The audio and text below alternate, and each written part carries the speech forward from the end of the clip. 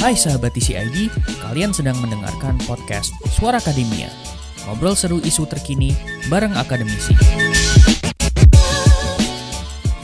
Start dari bulan Juni kemarin, Sobat TCID, kalender buat orang yang suka nonton konser kayaknya padat banget gitu ya. Nggak cuma ada konser sih, tapi festival musik di Indonesia tuh kayak lumayan padat. Di Agustus bulan depan itu salah satu grup Korea, aespa bakal perform di Indonesia. Bruno Mars will held the concert di Indonesia itu 2 hari bahkan atau 3 hari, aku agak lupa gitu. John Legend bakal perform di sini. Festival musik juga lumayan banyak banget gitu. Ada mulai dari kayak Pesta Pora, ada Synchronized Festival, Joyland Festival, We The Fest will be held this week juga menampilkan banyak musisi dan ini buat anak muda kayaknya bakal menguras kocek gitu ya karena banyak banget yang harus datengin gitu dan ini bikin bikin pusing. Dan kalau misalnya kita ngomongin soal konser musik gitu ya, pemerintah sebenarnya pernah ngerespon gitu, Sobat Isi ID. Pak Jokowi bilang kayak konser Taylor Swift di Singapura 6 hari itu memberikan dampak yang lumayan bagus untuk ekonomi Indonesia. Dan Bapak Menko Untuk Marves, Bapak ekonomi Luhut, Singapura ini. ya, Bapak Menko Marves juga pernah bilang bahwa em, konser Taylor Swift itu kita harus bisa ciptakan juga di Indonesia. Ah, So, topik kali ini kita bakal membahas tentang dampak ekonomi dari konser musisi luar negeri di Suara Akademia. And kita bakal ngobrol bareng sama Mas Tommy Susmanto dari Griffith University. Beliau ada di Brisbane, Australia. Halo, Mas Tommy. Apa kabar, Mas? Hello, thank you once again for having me in this podcast. It's a privilege for me to be invited and to speak in this topic here. Ya, Terima kasih sekali lagi Mas Muhammad dan pendengar dari The Conversation Indonesia. right. Actually, it's quite interesting deh, Mas Tommy. Ketika kita berbicara mengenai konser artis di Singapura gitu ya, we saw Taylor Swift mengadakan 6 hari tour, Eras Tour gitu di sana. Jauh sebelum itu ada juga banyak sekali konser yang cuman diadakan di Singapura gitu dan Hmm, hmm, ini membuat pemerintah kita dalam tanda petik iri begitu ya. How hmm. come Singapore can do this kind of things but we cannot do this di Indonesia begitu? Pertanyaan saya pertama adalah seberapa besar sih sebenarnya pengaruh tur konser musisi luar yang punya nama besar begitu ya terhadap sebuah negara nih Mas Tommy? Oke, good, good. Impact-nya cukup substantial. In fact, I have written that in one of my articles that I recently released for the Conversation Indonesia, the Swiftonomics, the economic impacts of Ya, the Taylor Swift concerts, in ya, particular in the context of Singapore. Saya mengucap syukur ya kalau Inggris artikelnya udah ada sekitar 32.000 pembaca di situ. ya. Dan barusan kami juga translate itu ke bahasa Indonesia. So, to answer your question, impact-nya very, very significant, very substantial indeed. Hal itu bisa terekam dari data PDB, Product Domestic Bruto dari Singapura, or in English we call it GDP, Gross Domestic Product Singapore, specifically for the first quarter of 2024. Sekali lagi, konser Taylor Swift diadakan dari tanggal 2 sampai 9 Maret. Jadi kita harus melihat data dari PDB the first quarter of 2024. Okay. If we reverse, okay, in the last quarter of 2023, okay, dalam kuartal keempat dari 2023, Singapura bertumbuh sekitar 2,2%. That's year-on-year GDP growth for the fourth quarter of 2023. Okay. In the first quarter of 2024, Singapore was growing at 2.7%. Okay. Oke. So 2.2 ke 2,7, 2,2 ke 2,7. Ada peningkatan yang cukup signifikan. Banget. Okay. Yang menjadi pertanyaan, kontribusi dari Taylor Swift itu berapa persen? Okay. Oke. Karena peningkatan 0,5% nggak semuanya dari Taylor Swift. I see. Secara nominal ada penambahan 300 sampai 400 million Singaporean dollar from the Taylor Swift concert that was held for 6 days in Singapore. Okay. Hitungan kasarnya di sini approximately there is 0.2 percentage points dari PDB Singapura in the first quarter of 2024. Oke. Mhm. Jadi secara singkat, penambahan 0,2 percentage points dari Taylor Swift. Oke. And this is significant for one Mhm. person, Taylor Swift, to Ya, be able to contribute to the GDP of Singapore for that much. I think this is something that is of, Mhm. some Oke. significant note for us to emphasize and for us to further investigate. Uh, as you mentioned before, Mhm. kiranya Indonesia juga bisa melakukan hal-hal yang strategis untuk bisa melakukan hal yang kreatif untuk uh, bisa melakukan pertambahan ekonomi di negara kita Indonesia tercinta. Thank you. Oke. Ini baru Taylor Swift. Uh, Kita nggak, we cannot speak it's just Taylor Swift because she's Taylor Swift. Bayangkan kalau misalnya ada Coldplay di sana. If uh, we can imagine if there's a lot of big names that come to Singapore. Artinya Singapura kan sudah jadi hub ya nih ya, Mas Tommy. There's a lot of big names came to Singapore hmm, and hmm, they held a tour, not only hmm, one day concert but hmm. multi-day concert gitu. Sure. Pertanyaannya adalah, artinya kalau Singapura selalu menjadi hub nih untuk para musisi Hmm. besar dan mengadakan berhari-hari tour begitu ya, signifikan banget dampaknya buat Singapura dan mereka pasti bakal Yes. apa ya, mengembangkan apa yang sudah ada untuk membuat ekonomi mereka maju dari sisi tourism and concert ini dong, Mas. Yes. Yes. Okay. And your question is? The question is, dampaknya sebesar apa nih buat Singapura dari hal-hal tour kayak gini nih? Kalau Taylor Swift kan udah nih ya, dan mereka udah memulai itu sebelumnya nih. Yeah. Seberapa besar sih dampaknya buat Singapura gitu? So yeah, if we are talking about this in general, when you're thinking about big names coming to Hmm. one particular country and doing a concert there, okay? Ketika nama besar di dunia musik seperti Taylor Swift datang ke suatu negara, ya, atau musisi-musisi lainnya yang kaliber internasionalnya sebagus Taylor Swift atau mungkin sedikit di bawah Taylor Swift, mereka tidak cuma berkontribusi dari penjualan tiket atau merchandise from the concert, but they will also create the so-called multiplier effect. Dan itu Mhm. saya jelaskan cukup detail dan cukup gampang di artikel saya. Multiplier effect itu adalah efek penggandaan untuk sektor-sektor lainnya dari negara tersebut. Okay? Just to put it simply here, ketika suatu negara berinvestasi 1 million US dollar, Hmm. dampak dari pertumbuhan ekonomi di negara tersebut tidak akan cuma 1 million dollar. Kalau kita ada multiplier effect, dia akan bakal ada spillover, dia akan bakal ada amplifikasi, ya. That 1 million dollar could potentially create 2 million dollars, 3 million dollars, Ya. 4, 5, or even 10 million dollars. Ya. Karena sektor-sektor yang lain juga akan diuntungkan dari datangnya musisi-musisi ternama seperti Taylor Swift untuk mengadakan konser di negara Hmm. tersebut. Ya. Sektor pariwisata di Singapura sangat diuntungkan. Ya. Sektor penerbangan di Singapura sangat diuntungkan. Ya. Hotel accommodation sangat diuntungkan. In fact, saya ada data-datanya di sini. Pariwisata di Singapura meningkat sebesar 275% Hmm. dibandingkan periode yang sama 2 minggu kemudian. Oke. Pemesanan penerbangan menuju Singapura within that period has gone up by 186%.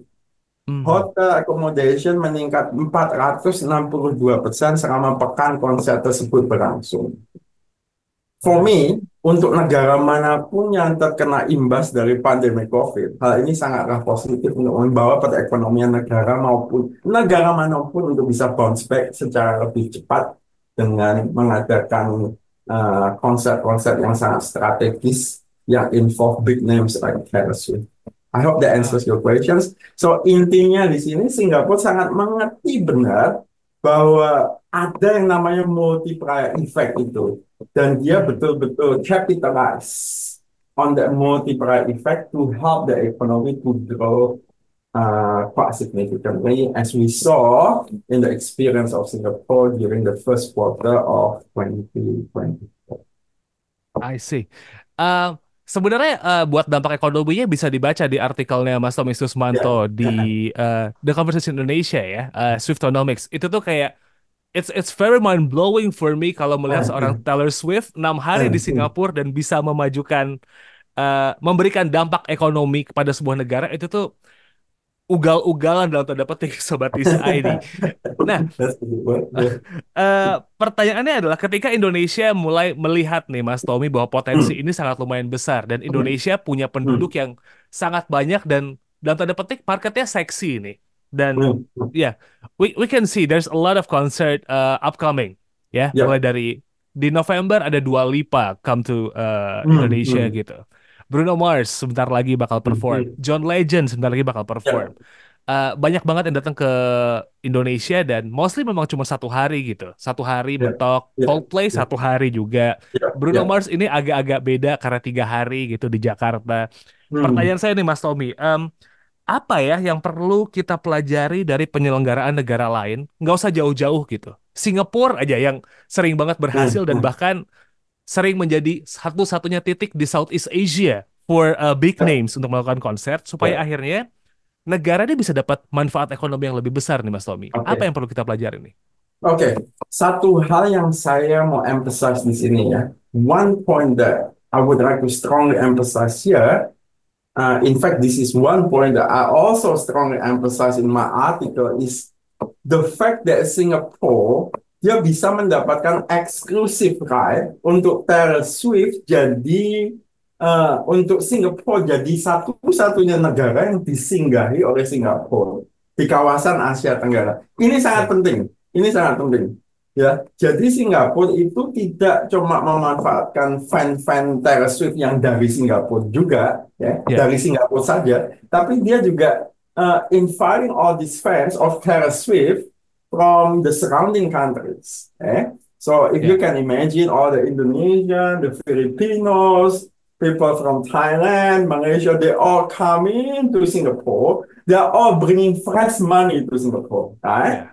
ya, Dan kuncinya di situ. Makanya multiplier effect-nya dari konser Taylor Swift yang eksklusif cuma diadakan di Singapura, di Southeast Asia, was very, very strong for Singapore. But the key is the fact that Singapore got the exclusive right. mhm, Jadi yang menjadi pertanyaan di sini, kalau kita mengadakan konser Bruno Mars, ya, ya, dan Indonesia nggak cuma satu-satunya negara yang menyelenggarakan konser tersebut. Unfortunately, I'm going to say to you, the multiplier effect is not going to be as strong as Singapore. Okay? I see. Imagine this, ya. Kita adakan konser Bruno Mars, ya. Yang datang ke konser itu adalah fan-fan dari Bruno Mars, cuma dari Indonesia saja. Ya, Ya. Kalau Mas mau nonton konser Bruno Mars, harus merogoh kocek berapa? Katakan 1 juta ya. ya, 1 juta di situ. Oke. Nah, untuk mahasiswa, mahasiswi di Indonesia yang suka musik seperti saya itu 1 juta is quite a significant amount. Okay. ya, So that means we have to adjust our budget, correct? Ya. Mungkin budget kita buat dine out kita harus kurangin. Mungkin ya, budget kita untuk apa yang akomodasi atau transportasi kita harus kurangin semua itu. mhm, Nah, this is creating what we call substitution effect. Substitution effect.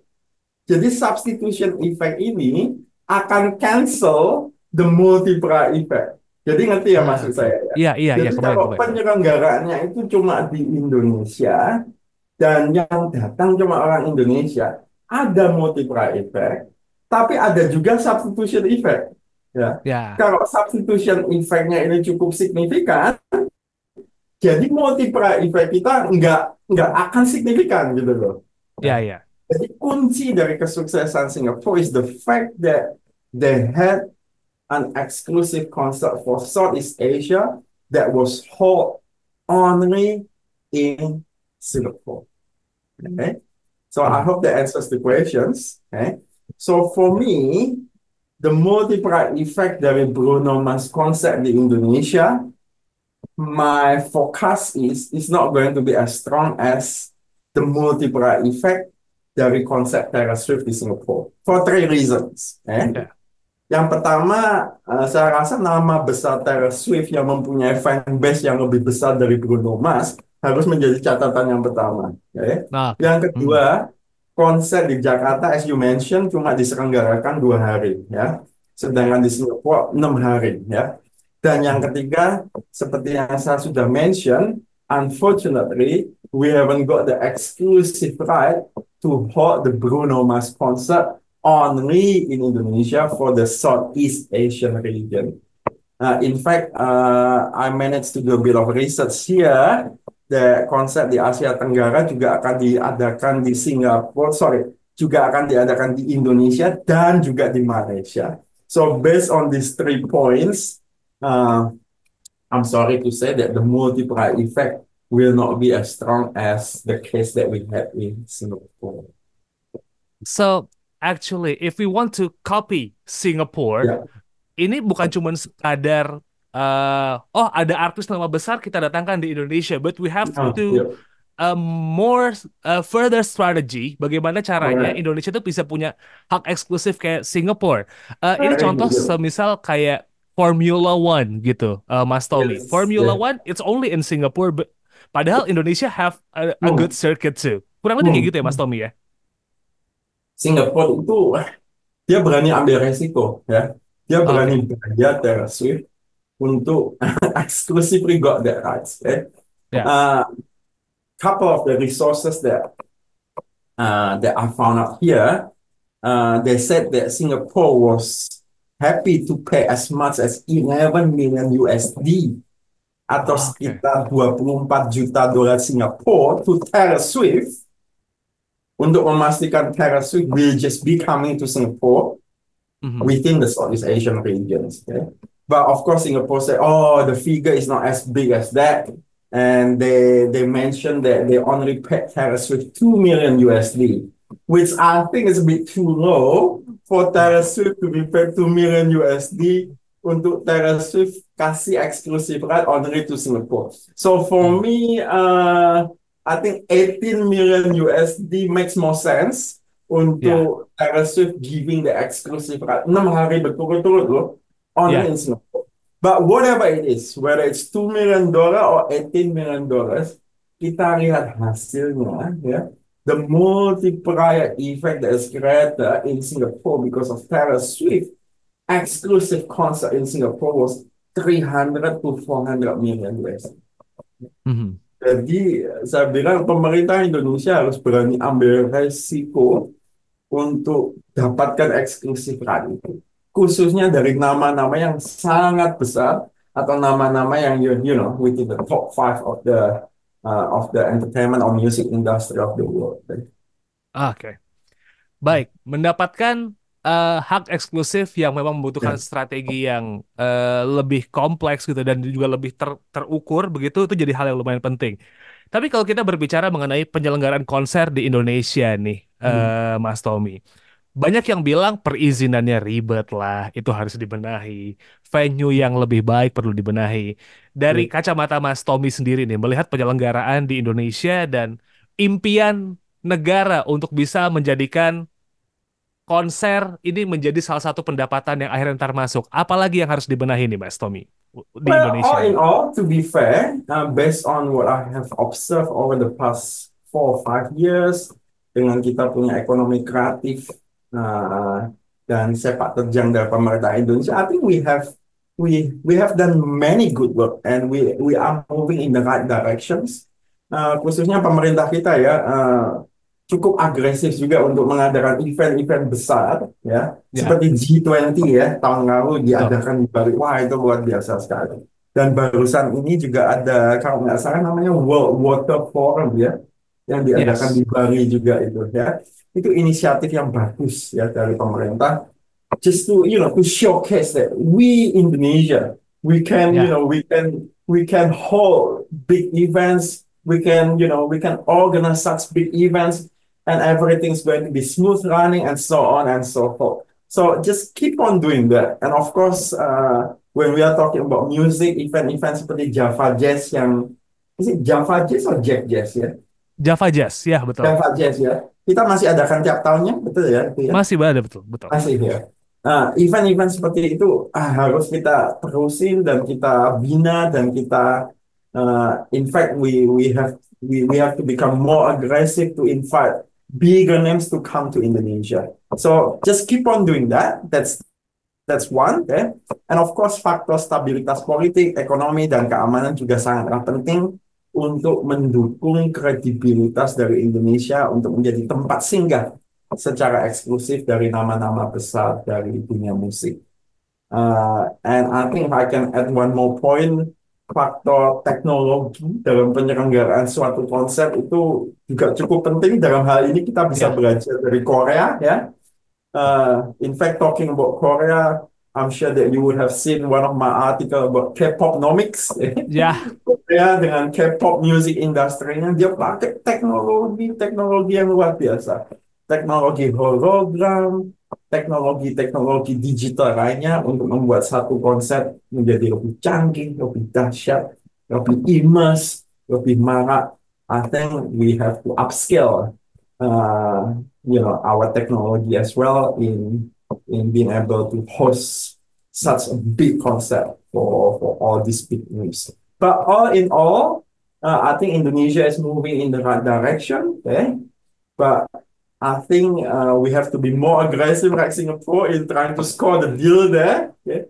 Dengan hitungan ekonomi yang Mas Muhammad katakan terukur, ya, input sama outputnya make sense, then ya. we go for it. Well, and as you mentioned, we are a country of, I don't know, 275 million Yeah, people. 170 something. Yeah.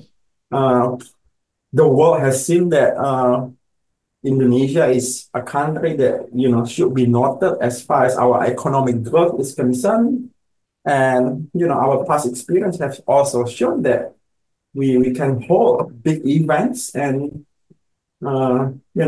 everything is smooth running and we've got the credibility there, but we have to keep on building the credibility untuk bisa capitalize in doing something creative, doing something strategic, involving all these big names in music industries and being able to imitate or in fact improve even better there what Singapore does untuk perkembangan ekonomi kreatif di Indonesia and in the more general context untuk perkembangan ekonomi kita.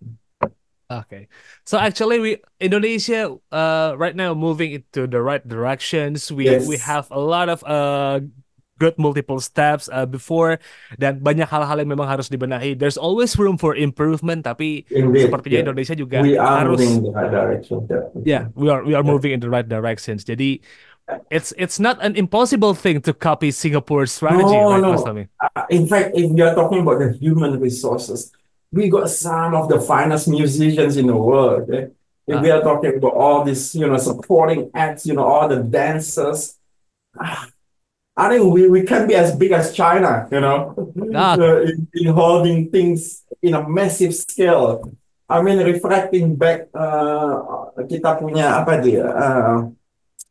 Kita punya was it the Asian Games or Southeast Asian Games? Southeast When Asian Games, SEA Games, yeah. ya. SEA Games, tapi sebelumnya Asian Games, ya. Iya, betul. Ya, sebelumnya Asian Games. Aduh, itu kita punya opening ceremony itu, aduh, luar biasa sekali itu, ya. I would say that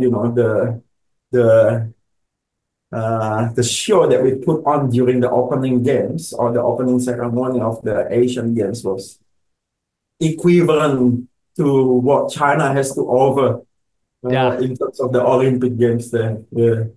Because we got the human resources, we got the size, we've got everything. We just got to improve our technology, learning from Korea in this case. And in terms of economic management of the concept itself, we can learn from Singapore.